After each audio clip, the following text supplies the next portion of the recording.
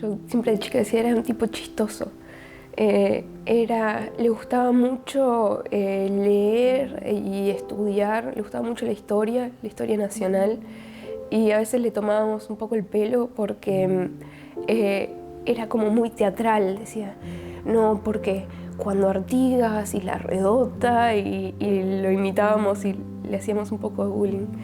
Le gustaba mucho cocinar y probar recetas nuevas.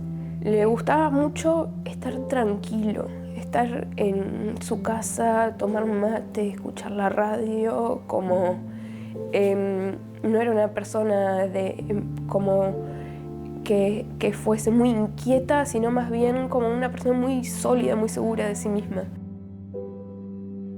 Florencia Salgueiro se unió a Empatía Uruguay poco tiempo después de la muerte de su padre. Empatía en Uruguay en realidad es un grupo de la sociedad civil, o sea, no tenemos mucha organización, más que un grupo de personas que encontramos que teníamos en común, que sentíamos que queríamos aportar algo, pero no teníamos exactamente el lugar donde hacerlo. Mi padre, cuando tenía 54 años, en 2017, fue diagnosticado con esclerosis lateral amiotrófica, que es una enfermedad neurodegenerativa que no tiene cura, que es la misma enfermedad de la que falleció mi abuelo y mi tío en 1991 y en 2004, que es una enfermedad por la cual las neuronas motoras, que son las que mandan la información a los músculos de qué es lo que tienen que hacer, van dejando de funcionar de a poco. La esperanza de vida de una persona después del diagnóstico en Uruguay son entre 2 y 5 años. Y cuando a mi padre le dijeron, tenés esclerosis lateral amiotrófica, fue una noticia muy dura, porque además, ya sabiendo cómo avanza la enfermedad y ya sabiendo cómo se termina, es una sentencia de muerte. Pero bueno, se fue haciendo cada vez más difícil porque más fue perdiendo mucha musculatura y fue necesitando cada vez más ayuda para las tareas del día a día.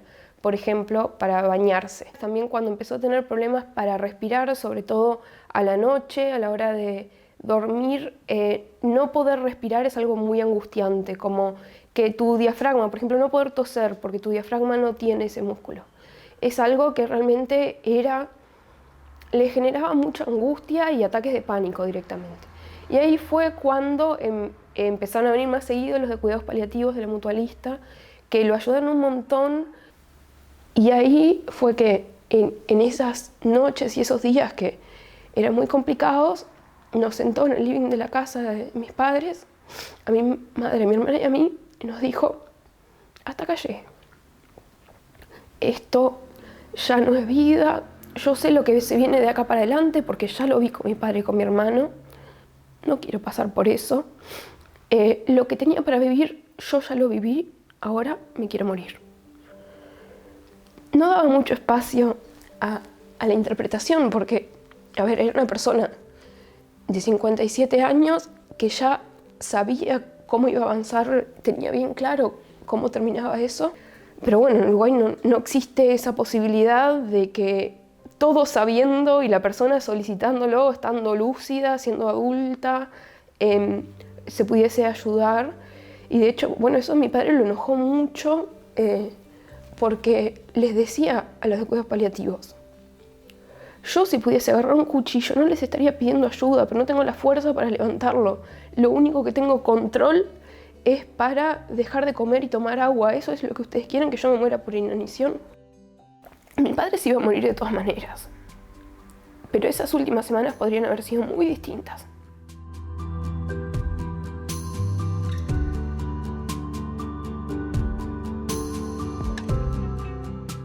La esclerosis lateral amiotrófica es una de las enfermedades que se pone de ejemplo cuando surge el debate por la eutanasia. El caso de Fernando Sureda, otro paciente que falleció por ELA, fue el que inspiró al diputado colorado Ope Pasquet a trabajar en su proyecto de ley para despenalizar la eutanasia. A mí me llamó un día el contador Fernando Sureda, que era una persona a la que yo conocía por tener amigos comunes. Esa gente con la que uno se encuentra 1 o 2 veces por año en el cumpleaños de esos amigos comunes o en algún velorio, alguna circunstancia así.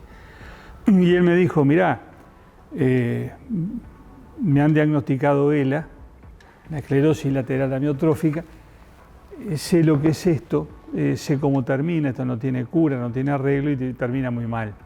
y no quiero llegar a eso. Y estuve haciendo averiguaciones a ver quién me podía ayudar para anticipar mi muerte y evitar llegar a ese final que es tan duro. Y me dijeron que no me puede ayudar nadie porque cualquier forma de ayuda es delito. Sí, efectivamente, en Uruguay es delito el homicidio piadoso y la ayuda al suicidio.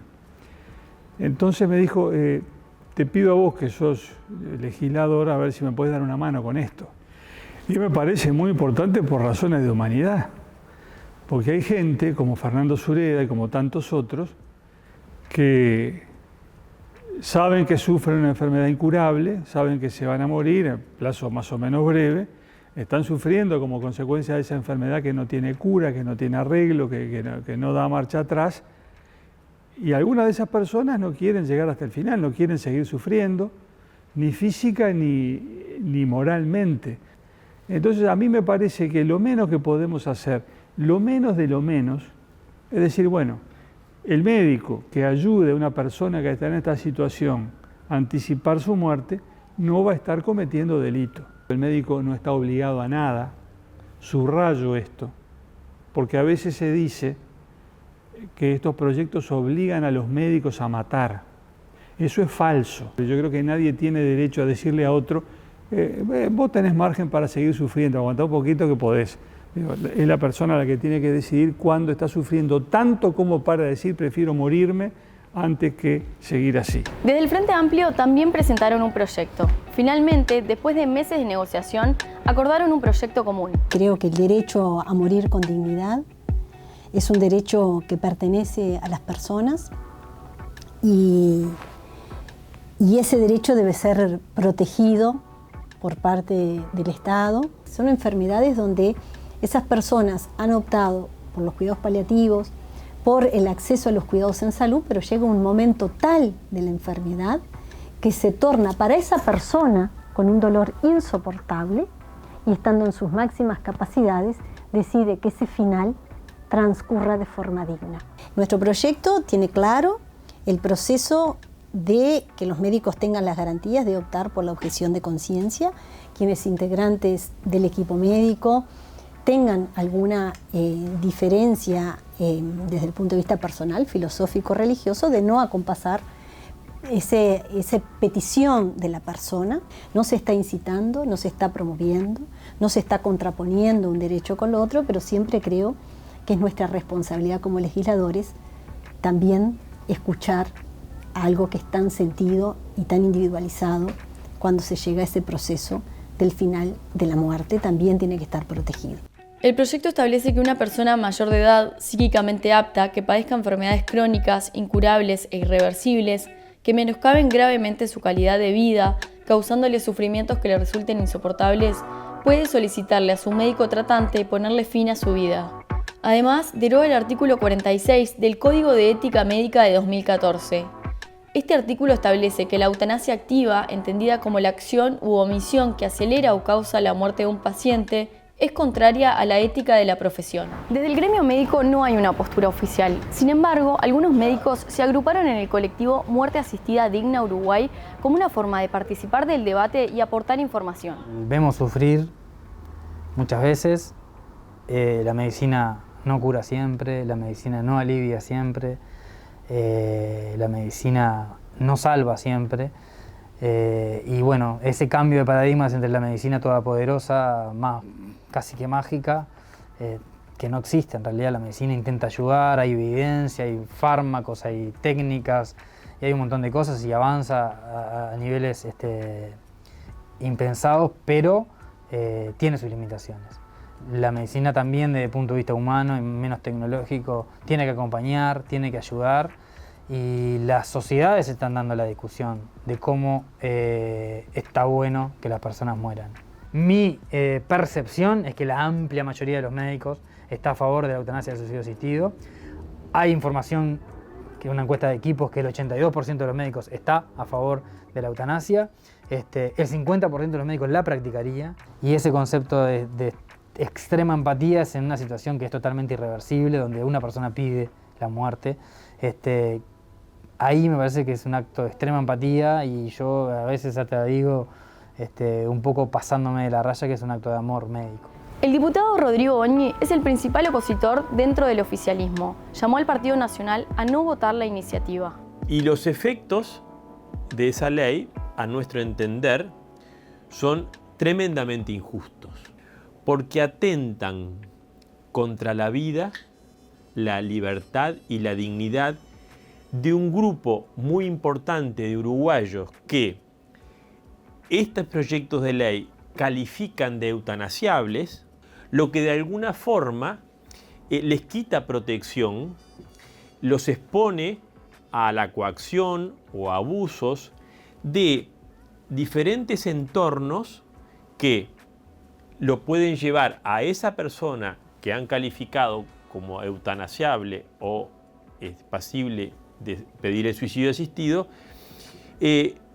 bueno, le están diciendo que su vida vale menos y que ese mensaje que se le da de que su vida vale menos lo puede llevar, y de hecho en otras legislaciones pasa, a pedir esa eutanasia, a pedir esa muerte anticipada o a pedir el suicidio. Y la vida vale siempre.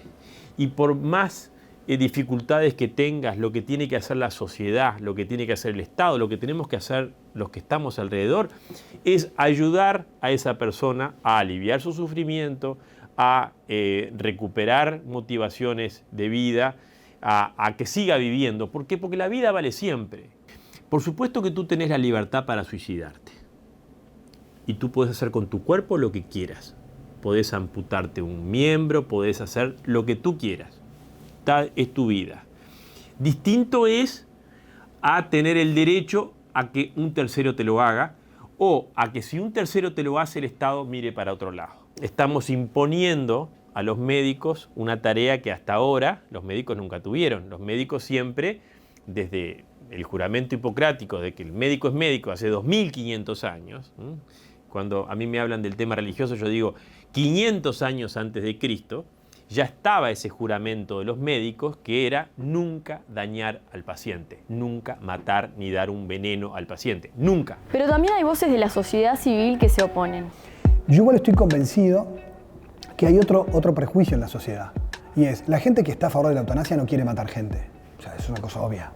Pero la gente que está en contra de la eutanasia no quiere que la gente sufra, o como se dice, obligar a sufrir. Es absurdo, que es un sadismo, eso no existe, esos son prejuicios que entran en las redes sociales y que son caricaturas de la realidad.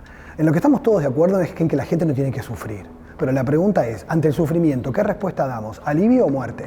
Esa es la pregunta. Y me pueden contestar, bueno, pero que puedan elegir. Pero la pregunta es, ¿y el que no tiene alivio puede elegir? ¿Qué le da el Estado a los más vulnerables? ¿Les da las opciones? Entonces, porque si no lo que pasa es que termina generando la balanza siempre contra los más pobres. Una muerte digna sería una muerte digna de un ser humano. ¿Qué es lo que está en nuestra ley? ¿Qué es? Una muerte sin dolor, sin sufrimiento, en paz, acompañado. Una muerte de ser humano. Un camino, un proceso que no sea ni angustioso, ni en soledad. Porque además la eutanasia, para mí no es una muerte digna. Porque es a la persona que sufre, va a seguir sufriendo y le doy la muerte. Con lo cual, no solucione nada más que acabar con la vida de la persona. En cambio, los cuidados paliativos, a la persona que sufre le ofrecen una respuesta, que es aliviarlo y hacerlo sentir valioso hasta que le llegue el final. No es porque los cuidados paliativos no alargan la vida, eso es otro mito. Los cuidados paliativos lo que hacen es, lo que te quede, vamos a hacer todo para que sea digno. Matar a alguien porque lo pide, habría que preguntarse si eso es algo digno del ser humano. Porque además, vos estarías aceptando que hay personas que son eliminables, si lo piden, pero otros no. ¿Por qué a algunas personas tú le aceptarías que pueden renunciar a su derecho humano y que podés matarlas porque lo piden libremente, que habría que ver cuán libres son los que sufren por su sufrimiento, y al que está sano, si te pide eso en la mutualista, tú no se lo podés dar? O sea que este no tiene el derecho a pedirlo, por más que quiera morir. Se va a tener que comprar un revólver. Pero este sí, tú le decís, yo te mato sin problema. Entonces tú lo que generas es una discriminación en materia de derechos humanos, donde a este que lo considerás vulnerable, con una vida limitada porque es anciano, en el fondo es una devaluación de ciertas formas de vida que la sociedad acepta que son vidas eliminables.